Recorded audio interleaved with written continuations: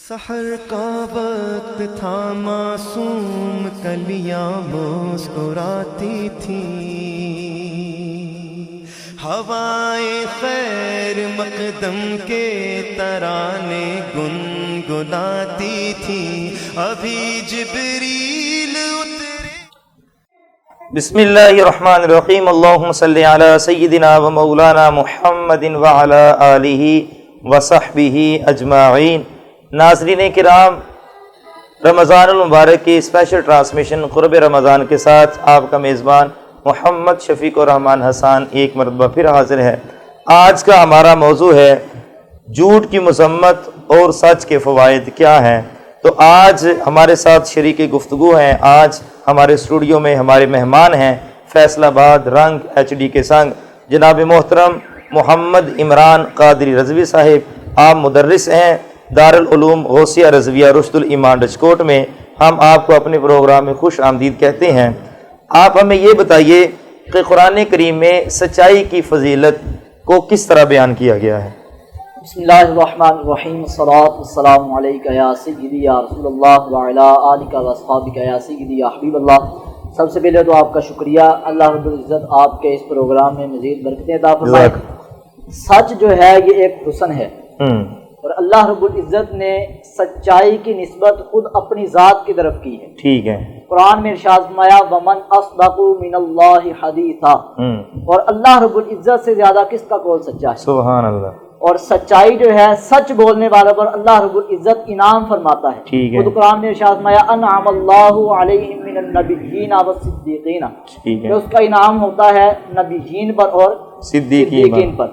پھر اللہ تبارک و تعالیٰ نے خود ہی ہمیں سچوں کے ساتھ ہونے کا حکم ارشاد فرمایا۔ ٹھیک ہے۔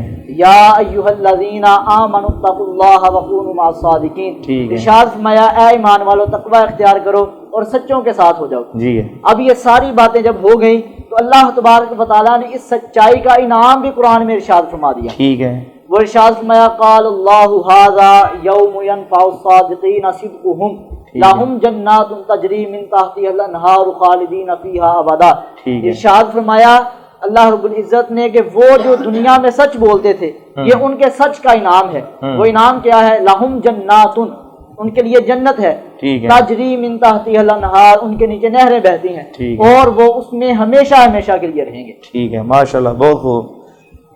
جہاں پر قرآن مجید فرقان حمید کی آیات سے آپ نے استدلال کیا ہے تو یقیناً قرآن کی آیات کی جو اصل میں تفاسیر ہیں وہ حدیث مصطفیٰ علیہ تحیۃ و ثنا ہے۔ حدیث مبارکہ میں سچائی کو کس طرح بیان کیا گیا ہے؟ سبحان اللہ۔ سید عالم علیہ السلام کی بہت ساری احادیث جو ہیں وہ ہمیں اس طرف رہنمائی کرتی ہیں ہماری، اور اس طرف لے کر چلتی ہیں۔ حدیث شریف میں ہے سید عالم علیہ السلام نے ارشاد فرمایا ان الصدق بر، ٹھیک ہے، کہ بے شک سچائی جو ہے وہ نیکی ہے، بر ہے۔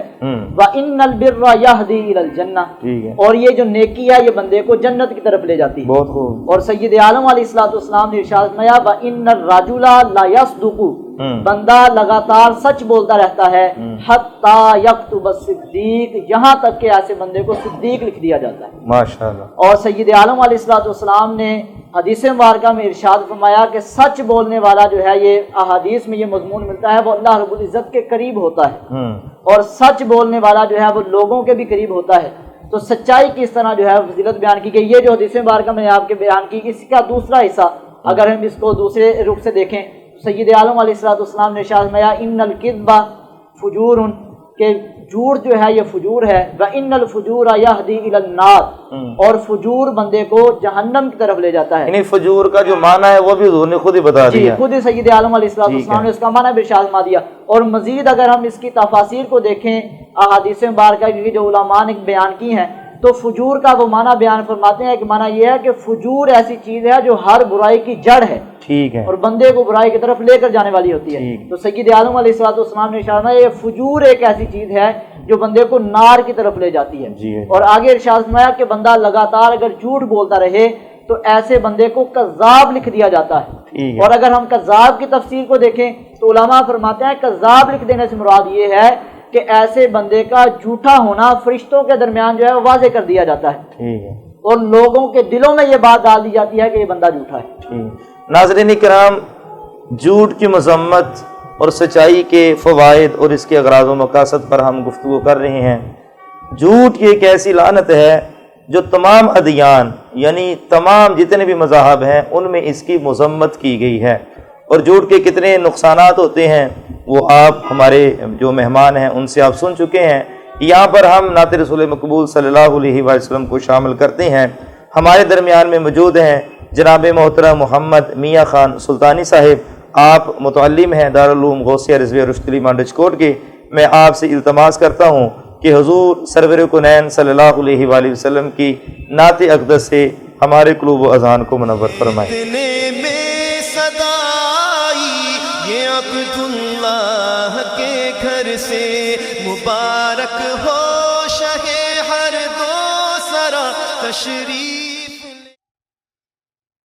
مدینہ مدینہ ہمارا مدینہ، ہمیں جان و دل سے ہے پیارا مدینہ، ہمیں جان و دل سے ہے پیارا مدینہ، عجب رنگ پر ہے بہار مدینہ، عجب رنگ پر ہے بہار مدینہ، کے سب جنتیں ہیں نثار مدینہ، کے سب جنتیں ہیں نثار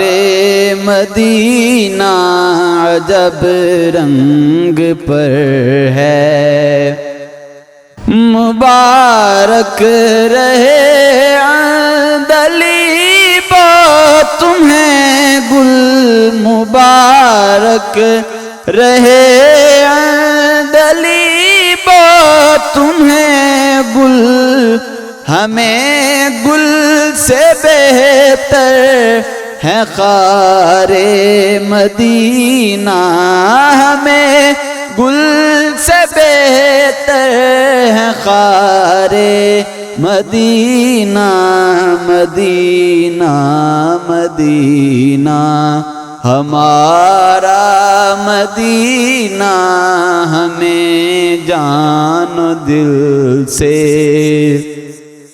میری خاک یا رب نہ برباد جائے،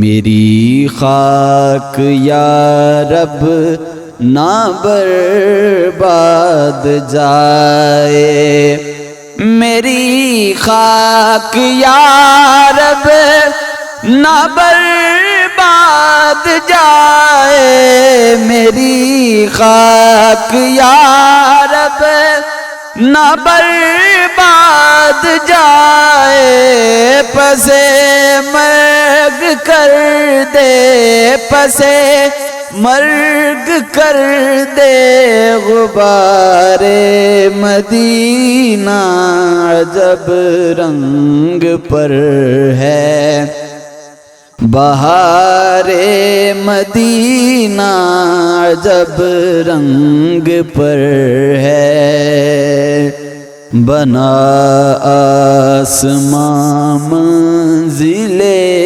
ابن مریم،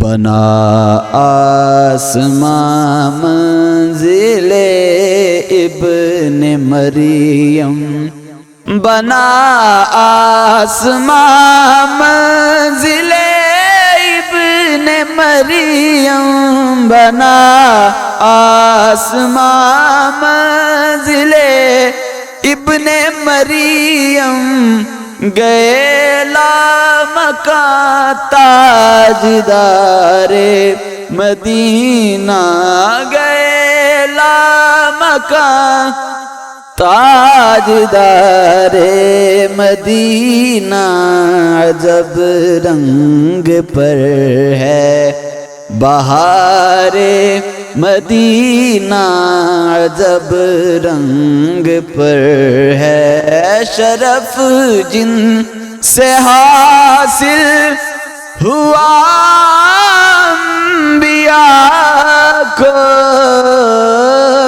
شرف جن سے حاصل ہوا انبیاء کو، وہی ہے حسن افتخار مدینہ، وہی ہے حسن افتخار مدینہ، مدینہ مدینہ ہمارا مدینہ، ہمیں جان و دل سے ہے پیارا مدینہ۔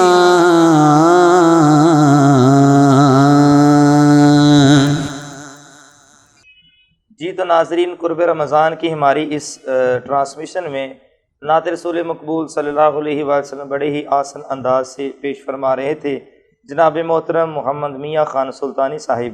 میں اپنے اسکالر کی جانب بڑھتا ہوں، آپ ہمیں یہ بتائیے کہ کیا جھوٹ بولنا کسی جگہ پر جائز بھی ہے؟ کیا کوئی ہمارے دین نے ہمیں ایسی جگہیں بتائی ہیں یا ایسے مواقع بتائے ہیں کہ جہاں پر جھوٹ بولنا جائز ہو جاتا ہے؟ جی ہاں، بعض مواقع ایسے ہیں کہ احادیث مبارکہ میں یہ بات ارشاد فرمائی گئی کہ اگر ان مواقع پر جھوٹ بولا جائے تو یہ جائز ہے، یعنی کہ ایسے مواقع پر جھوٹ بولنے پر بندے کو گناہ نہیں ہوتا۔ ان میں سے ایک موقع یہ ہے کہ بندہ اپنی بیوی کے ساتھ جو ہے وہ صلح کرنا چاہتا ہے، بیوی کسی وجہ سے ناراض ہو گئی تو اسے خوش کرنے کے لیے وہ جھوٹ بول دیتا ہے تو اس کے لیے جائز ہو جاتا ہے۔ اسی طرح دو مسلمان آپس میں لڑے ہوئے ہیں، ان دونوں کے درمیان صلح کروانے کے لیے بندہ جھوٹ بولتا ہے، تو اس طرح بھی اس کے لیے جھوٹ بولنا جائز ہو جاتا ہے۔ بلکہ حدیث مبارکہ میں ہے، سید عالم علیہ السلام نے ارشاد فرمایا، لیس الکذاب الذی یصلح بین الناس، وہ شخص جھوٹا نہیں جو لوگوں کے درمیان صلح پیدا کرتا ہے، ویقول خیرا وینمی خیرا، اچھی بات کہتا ہے اور اچھی بات ہی پہنچاتا ہے۔ تو جو لوگوں کے درمیان صلح کروانے کے لیے جھوٹ بولتا ہے، جھوٹ کیا بولے گا؟ وہ جا کر ایک سے کہہ دے گا یار وہ تمہارے لیے بڑی اچھی بات کہہ رہا تھا، اس نے تمہارے لیے سلام کہا، تو اس طرح ان دونوں کے درمیان آپس میں ایک دوسرے کی محبت بڑھے گی، تو اس طرح جھوٹ بولنا جائز ہے۔ اسی طرح جنگ کے دوران اگر اپنے دشمن کو جو ہے وہ دھوکہ دینا ہو تو تب بھی جھوٹ بولنا جائز ہو جاتا ہے۔ اور اگر کوئی ظالم کسی مظلوم پر ظلم کر رہا ہو، اس مظلوم کو اس کے ظلم سے بچانے کے لیے جھوٹ بول سکتا ہے۔ یہ چند مواقع ہیں جن میں شریعت نے ہمیں اجازت دی ہوئی ہے کہ اگر موقع مل جائے اور ایسا ہم پر موڑ آ جائے کہ ہمیں جھوٹ بولنا پڑے تو ان مواقع پر ہم جھوٹ بول سکتے ہیں۔ چونکہ یہ سوشل میڈیا کا دور ہے، مختلف ٹی وی چینلز کو ہم دیکھتے ہیں، وہاں پر باقاعدہ طور پر پروگرام نشر کیے جاتے ہیں جس میں جگتیں ہوتی ہیں، لوگوں کو ہنسانے کے لیے مذاق ہوتے ہیں، تو کیا دین اسلام میں لوگوں کو ہنسانے کے لیے یا بچوں کو بہلانے کے لیے جھوٹ بولنا جائز ہے؟ جی ہاں، اس طرح کے مضامین بھی ہمیں احادیث میں ملتے ہیں، لیکن کسی بھی صورت لوگوں کو ہنسانے کے لیے یا بچوں کو اپنی طرف راغب کرنے کے لیے، بہلانے کے لیے جھوٹ بولنا جائز نہیں۔ حدیث شریف میں ہے، سید عالم علیہ السلام نے ارشاد فرمایا، ہلاکت ہے اس شخص کے لیے جو بات کرتا ہے اور لوگوں کو ہنسانے کے لیے جھوٹ بولتا ہے، ہلاکت ہے اس کے لیے، ہلاکت ہے اس کے لیے۔ 3 مرتبہ سید عالم علیہ السلام نے یہ جملے ارشاد فرمائے، جس سے واضح طور پر یہ بات ہمیں معلوم ہو رہی ہے کہ کسی کو ہنسانے کے لیے جھوٹ نہیں بول سکتے۔ یہاں پر ایک اور بات قابل غور ہے، صحابہ اکرام علیہم رضوان نے ایک دفعہ بارگاہ میں عرض کی، یا رسول اللہ علیہ السلام، آپ ہمارے ساتھ رہتے ہیں، بعض اوقات ہمارے ساتھ مزاح بھی فرما لیتے ہیں، تو کیا آپ وہاں جھوٹ بول لیتے ہیں؟ تو سید عالم علیہ السلام نے ارشاد فرمایا، ہے صحابہ، میں جب بھی بات کرتا ہوں تو خیر ہی کی بات کرتا ہوں، اور میرے منہ سے جب بھی بات نکلتی ہے اچھی ہی نکلتی ہے، اگرچہ میں تم سے مزاح بھی کرتا ہوں۔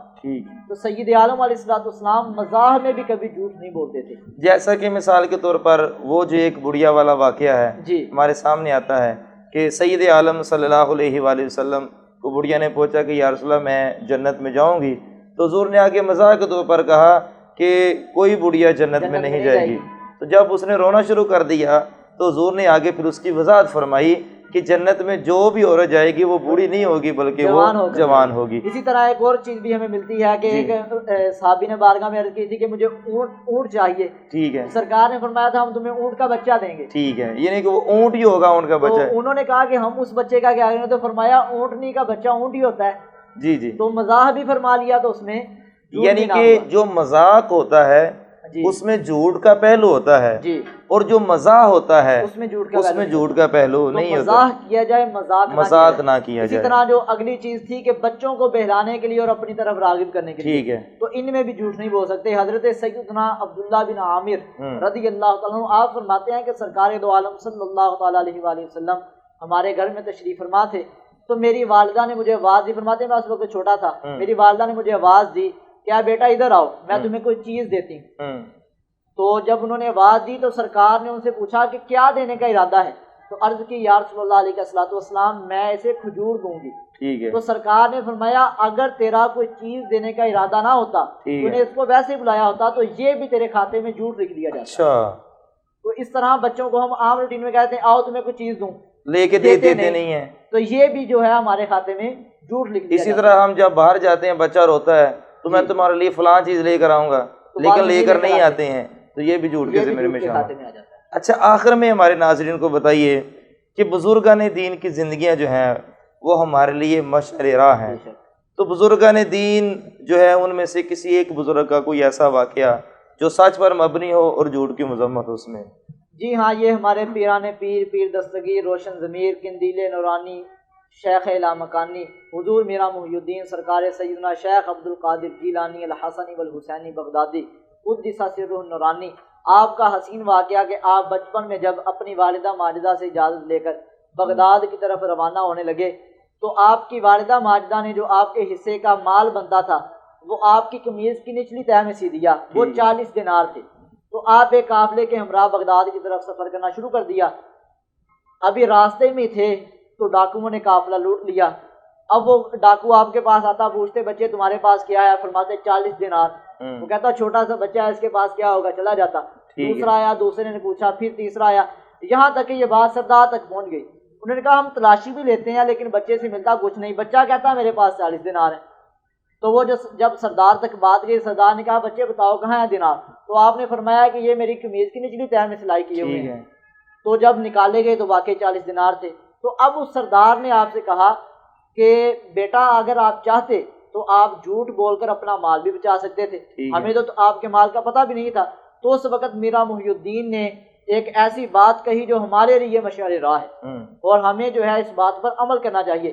آپ نے فرمایا کہ جب میں گھر سے چلنے لگا تھا تو میری والدہ ماجدہ نے مجھے ایک نصیحت کی تھی، وہ نصیحت یہ تھی کہ بیٹا کبھی جھوٹ مت بولنا۔ ٹھیک ہے، آپ فرماتے ہیں کہ میں نے اپنے والدہ کی اس نصیحت پر عمل کرتے ہوئے جھوٹ نہیں بولا۔ اب آپ کا یہ سچ بولنے کا فائدہ کیا ہوا کہ وہ جو ڈاکوؤں کا سردار تھا، آپ کی یہ بات سن کر اس کے دل میں رب تعالیٰ کا خوف پیدا ہوا۔ اس نے کہا یہ چھوٹا سا بچہ ہے، یہ اپنی ماں کی نافرمانی نہیں کرتا اور ہم اپنے رب کی نافرمانیاں کر رہے ہیں۔ تو وہ جو چوروں کا ڈاکو تھا، ڈاکوؤں کا سردار تھا، وہ جو تھا طائب ہو گیا۔ اس سردار کی طرف دے کر 60 ڈاکو تھے اس قافلے میں، 60 کے 60 جو تھے وہ طائب ہو گئے۔ اس طرح میرا محی الدین کے ایک عمل کی برکت سے اللہ تبارک و تعالیٰ نے اس پورے جو ڈاکوؤں کا قافلہ تھا اس کو طائب فرما دیا اور وہ جو تھے وہ طائب ہو کر اللہ رب العزت کی بارگاہ میں آ گئے۔ تو یہ بزرگان دین ہیں جن کی زندگیاں ہمارے لیے مشعل راہ ہیں، اور میرا محی الدین خود ایک مقام فرماتے ہیں کہ میں نے اپنے بچپن سے لے کر آج تک کبھی جھوٹ نہیں بولا۔ سبحان اللہ۔ تو ہم ان کے ماننے والے ہیں، ہمیں بھی اس چیز پر عمل کرنا چاہیے کہ ہم اپنی زندگی میں ہمیشہ سچ کو اختیار کریں اور جھوٹ سے بچے رہنے کی کوشش کریں۔ ماشاءاللہ۔ ناظرین، بڑے ہی آسان انداز سے قرآن و حدیث کی روشنی میں بزرگان کے اقوال سے اور کس موقع پر جھوٹ بولنا چاہیے اور کس مواقع پر جھوٹ نہیں بولنا چاہیے، اس سے ہم سب کی رہنمائی کر رہے تھے جناب محترم حضرت علامہ مولانا محمد عمران قادری رضوی صاحب۔ ہمارے پروگرام کا وقت ختم ہوا چاہتا ہے، آخر میں ہم ایک نعت شریف جو ہے وہ شامل کرتے ہیں۔ تو میں نعت رسول مقبول صلی اللہ علیہ وآلہ وسلم کے لیے آج کے ہمارے مہمان خاں جناب محترم محمد میاں خان سلطانی صاحب سے گزارش کروں گا کہ وہ نعت رسول مقبول صلی اللہ علیہ وآلہ وسلم پیش فرمائیں۔ اتنے میں صدا آئی یہ عبداللہ کے گھر سے مبارک ہو شہ ہر دو سرا تشریف وہ سوئے لالازار پھرتے ہیں، وہ سوئے لالازار پھرتے ہیں، تیرے دن اے بہار پھرتے ہیں،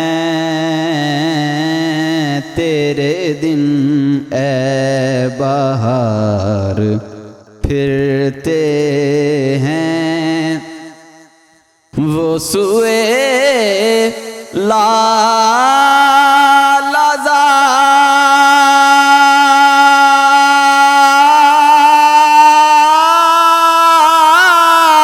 لالازار پھرتے ہیں، وہ سوئے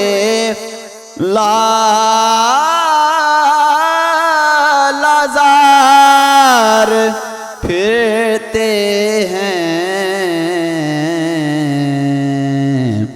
تیرے دن اے بہار پھرتے ہیں،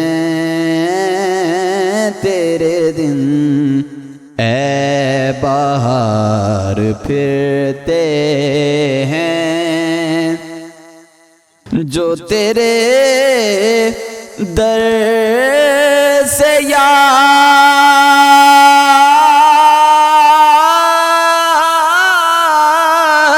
پھرتے ہیں، جو تیرے در سے یار پھرتے ہیں، در بدر یوں ہی خوار پھرتے ہیں، در بدر یوں ہی خوار پھرتے ہیں، اس گلی کا گدا ہوں میں جس میں، اس گلی کا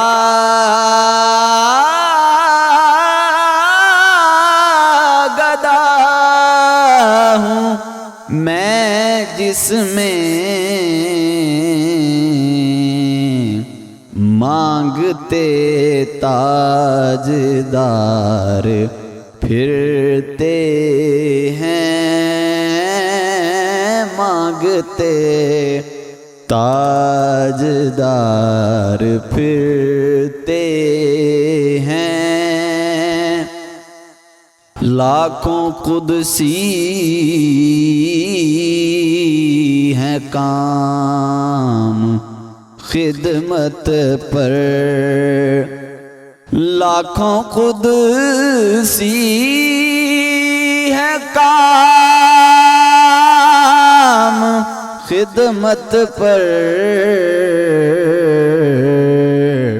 لاکھوں گردے مزار پھرتے ہیں،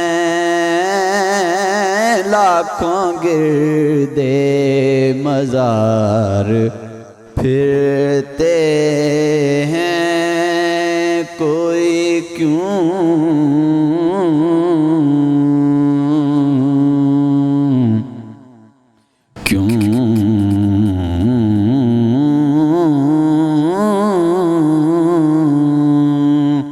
کوئی کیوں پوچھے تیری بات رضا،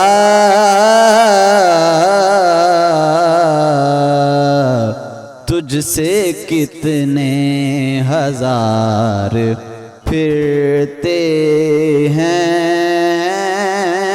تجھ سے کتنے ہزار پھرتے ہیں، سوئے لالازار پھرتے ہیں۔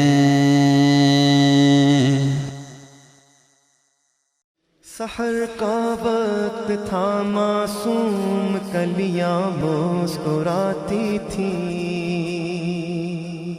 ہوائیں خیر مقدم کے ترانے گنگناتی تھیں، ابھی جبریل اترے بھی نہ تھے کعبے کے منبر سے کہ اتنے